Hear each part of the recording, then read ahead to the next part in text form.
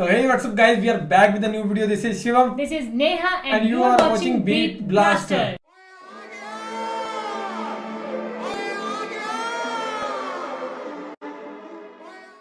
So आपके लिए लेके आ गया है मोहम्मद सबके लिए सीरीज पार्ट 9 और आप पार्ट 9 और आप सभी प्यार कर रहे हो हमारे साथ देखना मोहम्मद सबके लिए को तो मज़ा आ रहा है। और दूसरी बात ये है कि 8th पार्ट हमने देखा था, वो वैसे रिकैप कर ही देंगे, पर हमें याद है 8th पार्ट में क्या हुआ था कि वो जहाँ भी जा रहे थे बादल उनके सर पे चल रहे थे और एक थे उनका मेरे को नाम नहीं याद आ रहा, उन्होंने देख के पहचान लिया था ना कि सारी बातें वो जो बुक में लिखा था कि जो आसमानी किताबों में लिखा था उनसे मैच हो रही थी। फिर उनके चाचा थे जो चाचा का नाम टी से मेरे को ना याद नहीं आ रहा था, पता नहीं क्या ताहिर पता नहीं क्या। सो वो उनको फिर वापस से वहाँ पे मक्का लेके चले गए थे। सो देखते हैं अब आगे क्या हुआ उनके साथ, कैसे कैसे क्या क्या स्टोरी है ना। सो करे प्ले और इस वीडियो का लिंक डिस्क्रिप्शन में दे रहा हूँ। उम्मीद है कि सब खैरियत से होंगे, अल्लाह आप लोगों को ऐसे ही खुश रखे। सबसे पहले तो मैं आपसे माजरत चाहता हूँ कि मेरे घर शिफ्टिंग की वजह से आपको 3 दिन इंतजार करना पड़ा, लेकिन इंतजार का भी अपना मजा है। जो मजा इंतजार में देखा न कभी वस्ल यार में देखा, क्योंकि जो मजा इंतजार में है वो तो यार के मिलने पर भी नहीं है।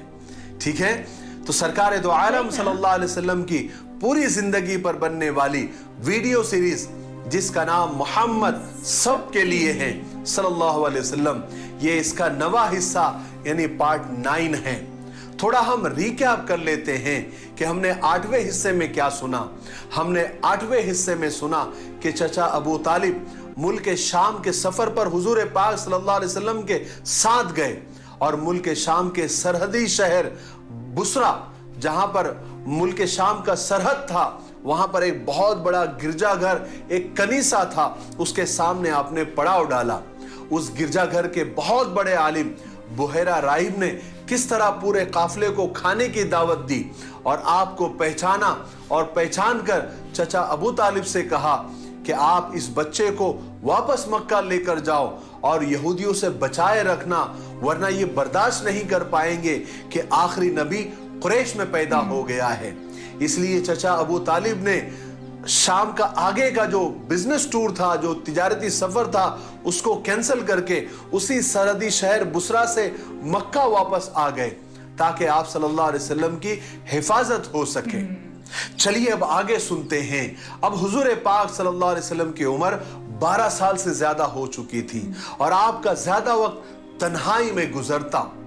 उस उम्र में बच्चे खेल कूद में अपना वक्त खराब कर देते हैं, लेकिन आपको ये बात बिल्कुल पसंद नहीं थी कि आप अपना सारा वक्त खेल कूद में खराब कर दें, बल्कि आपको इस छोटी सी उम्र से ही ये बात पसंद थी कि आप तन्हाई में खामोश बैठ जाएं और कायनात के जर्रे जर्रे पर गौर फरमाएं, फिर इस कायनात के पैदा करने वाले को पहचाने कि वो कौन है और कहां है।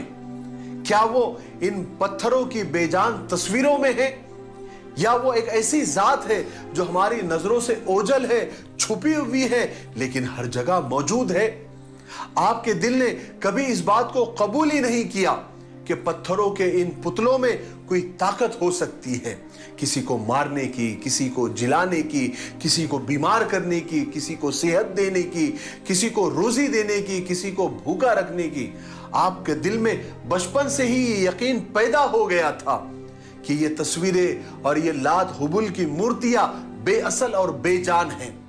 ये खुद अपने नफा नुकसान के लिए बेबस है। आदमी के अपने हाथ से बनाई हुई ये सब चीजें इबादत के लायक हो ही नहीं सकती। मगर आप जब देखते कि आपके कौम के लोग उन्हीं पुतलों की इबादत करते हैं, उन्हीं के सामने सर झुकाते हैं, सब छोटे बड़े, अमीर गरीब, आका गुलाम, सब उन पत्थरों की इबादत करते हैं, उस वक्त आपके दिल को बहुत तकलीफ होती थी। मगर सीधा रास्ता कौन सा है और किधर है? आप तन्हाई में खामोश बैठते और यही सब सोचते रहते हैं। उस वक्त मक्का सारी बुराइयों का अड्डा बना हुआ था। ऐसी कोई बुराई, ऐसी कोई खराब आदत बाकी ही नहीं थी जो मक्का वालों में नहीं थी। शराब पीना, जुआ खेलना, कत्लो गारत गिरी करना, ये मक्का वालों के पसंदीदा और फेवरेट काम थे। اس لیے مکہ کے بچے بھی جب بڑوں کا یہ کام دیکھتے اور بڑوں کو یہ کام کرتا ہوا دیکھتے تو بچپن سے ہی ان کی تربیت ویسی ہوتی اور وہ ویسے ہی کام کرنا شروع کر دیتے. پھر جب مکہ والے آپ کو دیکھتے تو حیرت کرتے کہ حضور پاک صلی اللہ علیہ وسلم نہ اپنے دوستوں کے ساتھ ادھر ادھر پھرتے، نہ ان کے ساتھ کھیلتے، بلکہ اس بچپن کے زمانے میں بھی آپ اپنا وقت اس طرح گزار رہے ہیں جیسے بڑی عمر کے لوگ گزارتے ہیں. بڑوں کا ادب کرنا، احترام سے بات کرنا، عزت کرنا، چھوٹوں سے پیار اور شفقت سے پیش آنا، عورتوں کی عزت کرنا، غریبوں کی مدد کرنا، اس طرح آپ کا بچپن ہر برائی سے پاک گزرا، شرافت، نیک نامی اور بزرگی کے ساتھ گزرا. پھر آپ نے اسی عمر میں بکریاں چرانا شروع کر دی. جو لوگ چاہتے اپنی بکریاں آپ کے حوالے کر دیتے، آپ انہیں جنگل میں لے جاتے، وہاں دن بھر بکریاں چرتی اور آپ ان کی نگرانی فرمایا کرتے تھے. لوگ آپ کے اخلاق، آپ کی عادتوں کو دیکھتے اور آپ کی عمر کو دیکھتے تو انہیں بڑی حیرت ہوتی. آپ کی سچائی، آپ کی پاکیزگی کو دیکھتے تو ان کے دلوں میں آپ کے لیے زبردست احترام پیدا ہو جاتا. آپ کی سچائی، نیکی، شرافت نے سارے مکہ میں آپ کی محبت، عزت پیدا کر دی تھی. یہی وجہ تھی کہ آپ کا نام مکہ والوں نے امین یعنی امانت دار رکھ دیا تھا. پھر آپ اسی نام سے پکارے جانے لگے. اس زمانے میں مکہ کے قریب ہر سال کچھ میلے لگا کرتے تھے. بڑے چھوٹے ہر طرح کے میلے مکہ کے قریب لگا کرتے تھے. لوگ دور دور سے وہاں پر بڑے بڑے بزنس مین، بڑے بڑے تاجر آتے تھے، وہاں اپنی دکان، اپنی شاپس لگاتے تھے. ان میں سب سے بڑا میلہ اوکاس کا میلہ تھا جس کا نام اوکاس تھا. ان میلوں میں آس پاس کے سارے قبیلے کے لوگ نیٹ ورک پرابلم پھر سے ڈیلی ہو رہی ہے نا، ایک ساتھ جمع ہوتے تھے اور دوسرے ملکوں کے بھی قبیلے اس میں آیا کرتے تھے اور اپنے ساتھ ایسے شعر لکھ کر لاتے تھے جس میں اپنی اور اپنے خاندان کی اور اپنے باپ داداؤں کی بڑائیاں ہوتی تھی. اور اوکاس کے میلے میں یہ لوگ جتھے بنا کر اور گروپ بنا کر بیٹھا کرتے تھے اور یہ اشعار، یہ پوئٹریز اور یہ نظمیں پڑھا کرتے تھے. اور انہی بڑائیوں کے چکر میں ان کے آپس میں کبھی کبھی زبردست لڑائیاں بھی ہو جاتی تھی. ایک بار کا واقعہ ہے کہ اوکاس کے میلے میں، اوکاس کے بازار میں 2 آدمیوں میں لڑائی ہوگی اور اتنی لڑائی بڑھ گئی کہ ان میں سے ایک مارا گیا. مرنے والا آدمی بنو قیس قبیلے کا تھا اور مارنے والا بنو کنانہ قبیلے کا تھا. اب معاملہ اتنا بڑھ گیا کہ دونوں قبیلوں میں زبردست جنگ شروع ہو گئی. مکہ والوں میں اتنی جہالت تھی اور آس پاس کے قبیلوں میں بھی اتنی جہالت تھی کہ ذرا ذرا سی بات پر سالوں جنگ ہوا کرتی تھی. حالانکہ یہ جنگ اردو کیلنڈر کے ذی قعدہ کے مہینے میں ہوئی. حالانکہ مکہ والے لاکھ جاہل سہی، ان پڑھ سہی، گنہگار سہی، گوار سہی، لیکن 4 مہینے ان کے نزدیک بہت احترام والے تھے. ذی قعدہ، ذی الحجہ، محرم اور رجب، ان مہینوں میں ان کے نزدیک جنگ بالکل حرام تھی.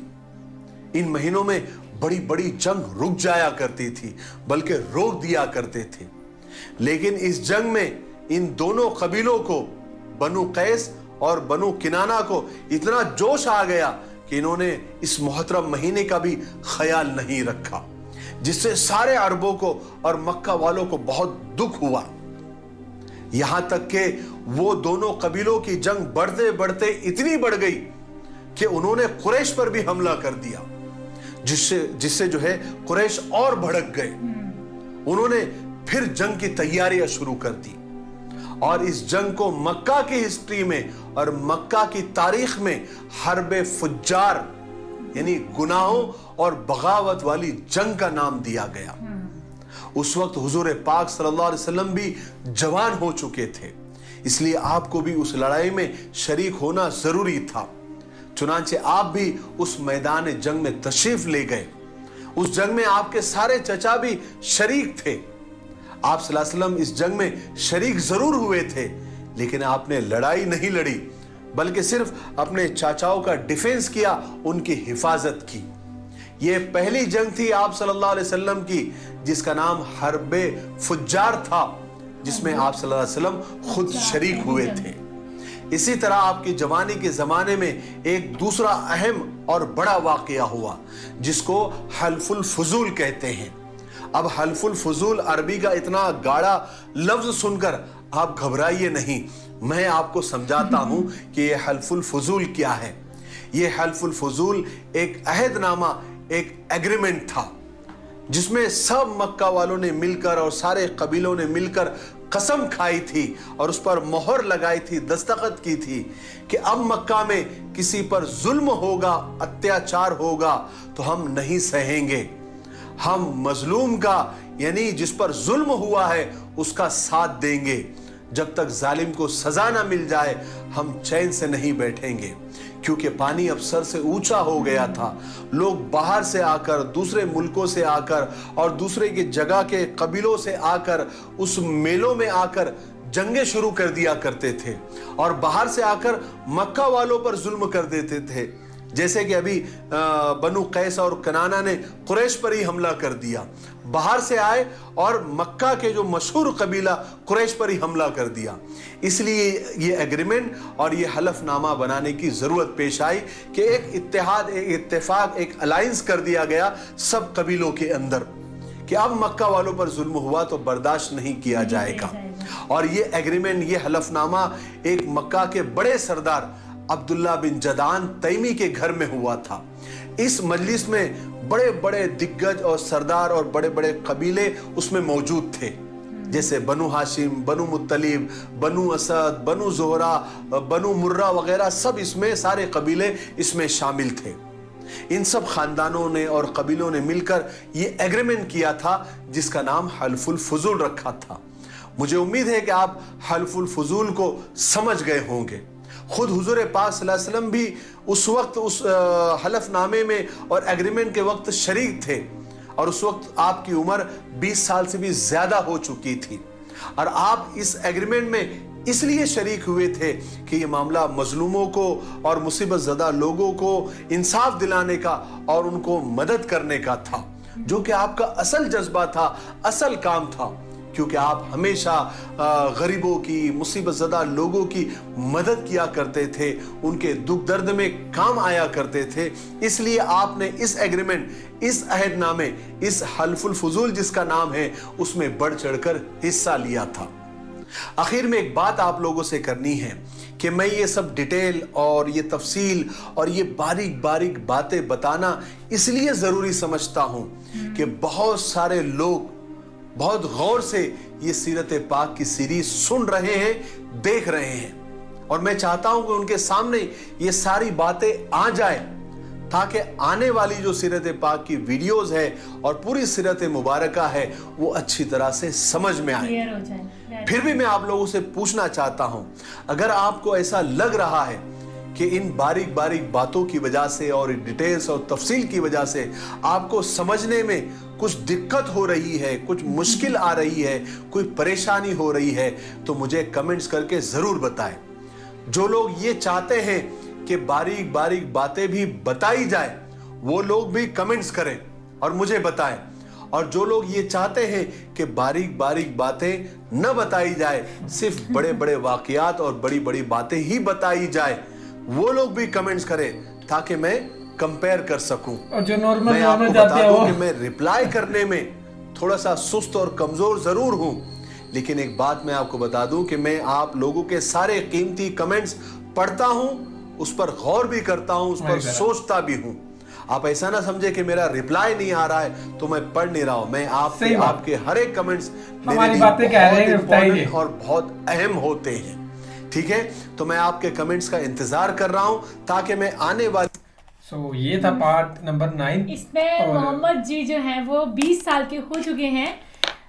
نیکسٹ دیکھتے ہیں کہ کتنا مزہ آتا ہے. صحیح بات ہے, میرے کو تو بہت سے, اور لاسٹ میں انہوں نے پوری ہماری منہ کی باتیں کہہ دی کہ کمنٹس ہے نا, کیونکہ کمنٹس آپ سبھی کو پتا ہے, یہ بات ماننے والی, آپ اس پہ شاید یقین نہ کرو, ہم کمنٹس سارے پڑھتے ہیں, انسٹاگرام پہ میسج ہوتے ہیں سارے پڑھتے ہیں. کئی بار ہوتا ہے کہ ہم وہ ہارٹ والا میسج بھیج دیتے ہیں, آپ سبھی نے دیکھا ہوگا نا.